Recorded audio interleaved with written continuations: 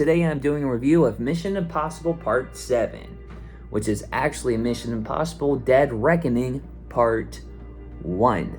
Now, this Mission Impossible is pretty much just the same old with new and exciting stunts, a brand new character, and we get to see all of our favorite characters return again to the big screen to interact with each other and to enjoy Tom Cruise doing a bunch of crazy shit on camera. And of course, Tom Cruise does that stuff in real life. He actually jumped off a cliff with a motorcycle. And the coolest part about the stunts of this franchise is that, when most of the stunts are done, like, they look genuinely real. I mean, because they are, but you know what I mean. Like, it looks natural. Like, sometimes you'll see stunts in other films, and maybe some of them is a little bit CGI, and that's for good reasons. I'm not blaming that or anything, but when some of the stunts, some crazy ballsy stunts are done, and it's executed well, then it's really nice. And that's one big thing that this franchise is known for. Now, just a disclaimer, I still haven't seen Mission Impossible Fallout. Now, I hear from a lot of people that it's still one of the best ones, even after Dead Reckoning Part 1 came out. Now, Dead Reckoning Part 2 might top the previous one. Who really knows? But let's talk about it. So basically, this AI machine is trapped in a submarine at the bottom of the Arctic Ocean. And these characters have to get all together to collect these two keys that go together to unlock the machine. Of course, the whole movie is just all about them getting the right key. And it ends with Ethan taking off with the full key. So, of course, once again, this movie ends with a cliffhanger. I mean, of course, it's literally called Part 1. I mean, they should have done that with Fast X, but they didn't do that with the intention of, finally ending the franchise. And we all know with Into the Spider-Verse that it was originally going to be called Part 1, but it's fine. We all knew that it was a two-parter story. So yeah, big trend this summer, lots of two-parter, lots of cliffhanger endings, but it keeps everyone engaged. Now, still my number one favorite of the whole franchise is Ghost Protocol. Now, I believe that was my first Mission Impossible I've seen in theaters, and I don't think any other Mission Impossible movie has gotten me as excited about its stunts and all that stuff as Ghost Protocol did. So I'll always respect the movies that came after and before, and even all the new cool inventive stunts that are done. Now, one thing I noticed about this franchise is that you'll have a movie that's more action oriented, or you'll have a movie that's more stunt oriented.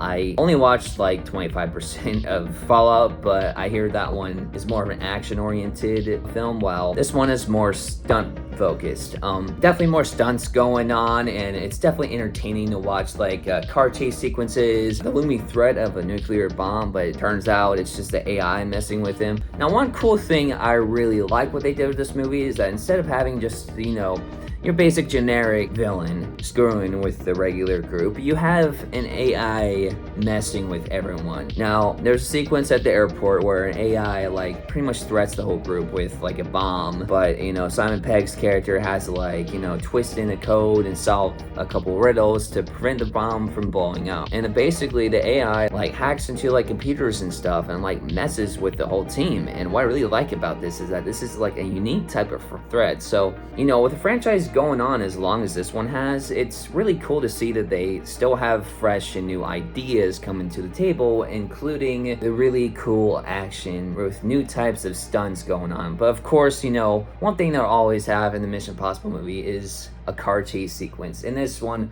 was pretty cool. Now, another thing I gotta get into, the characters. It was really cool seeing all the characters return. Of course, they added a new character to the franchise, Hayley Atwell. Now, it's really cool seeing her play a character outside of, the Marvel Universe. It's really cool to watch someone expand their career outside of Marvel. I mean, we've seen many other actors do it, but it's cooler to see other actors do it as well. And she was a really great addition to the franchise. I mean, she was this cool pickpocketing character that's kind of a thief and, on the run and quite a flight risk. And her dynamic with Ethan's character was really fun throughout the movie. It really kept me engaged. And, their back and forth with chasing the MacGuffin, of course, was fairly entertaining. Now, one thing I thought was kind of weird was the lack of Issa Voss. Now, I don't think I'm saying her name properly, but she was definitely my most favorite character from Mission Impossible 5, even though that was not my most favorite one. I really liked how she made like a little rifle from scraps. I think it was a suitcase though. But that like sequence with her in the theater and kicking ass, that really made me like her character. And I felt like she was really underutilized in this film. I felt like she was barely used and basically replaced by Grace. Of course, it would have been cooler to see more development for her. I mean, this is only her third movie, but spoiler alert, it's been, I don't know, this movie has been out for about a month, I'm gonna say it. But spoiler alert, Issa's character dies in this film. She sacrifices herself for Grace. He pretty much gives her the baton, like, you take my place now. I'm gonna die now. But no, that was a really cool fight scene. But unfortunately, when I was watching in the theater, it was pretty late at night. I was tired, and I kind of fell asleep through that part. I forgot to mention, there wasn't just... Oh, I really just forgot. Now, the AI isn't just the only villain of this movie. There's this other guy that apparently killed a character in Ethan's past who's also a villain. I mean, he's an okay villain, but... he's like the human villain of the story. I just remember this, but he's okay, I guess. There were better villains in the previous Mission Impossible movies, but what really shines in this movie is Grace's character, her dynamic with Ethan, and the stunts that happen. And my most favorite action sequence was definitely at the end of this film.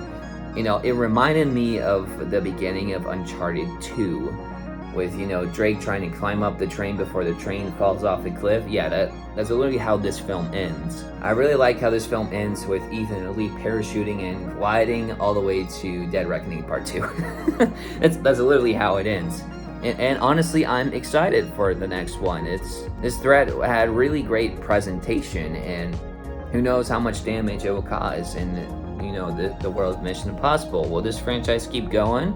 If they can keep on adding new and cool things to the table, then sure, they can take it as long as they can. So with this Mission Impossible film being another exciting addition to this long list of summer blockbusters, I gotta give it a B+.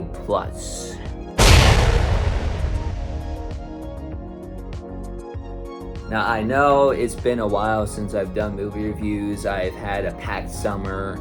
I've had a lot going on. But I am gonna try my best to keep doing these reviews again. And if you made it to the end of this video, thank you. And if you guys have the time, go ahead and watch Takeshia's Shadow Part 1 and 2 and leave an honest review at the comment section below. I'll leave the links down there in the section, and goodbye to you all.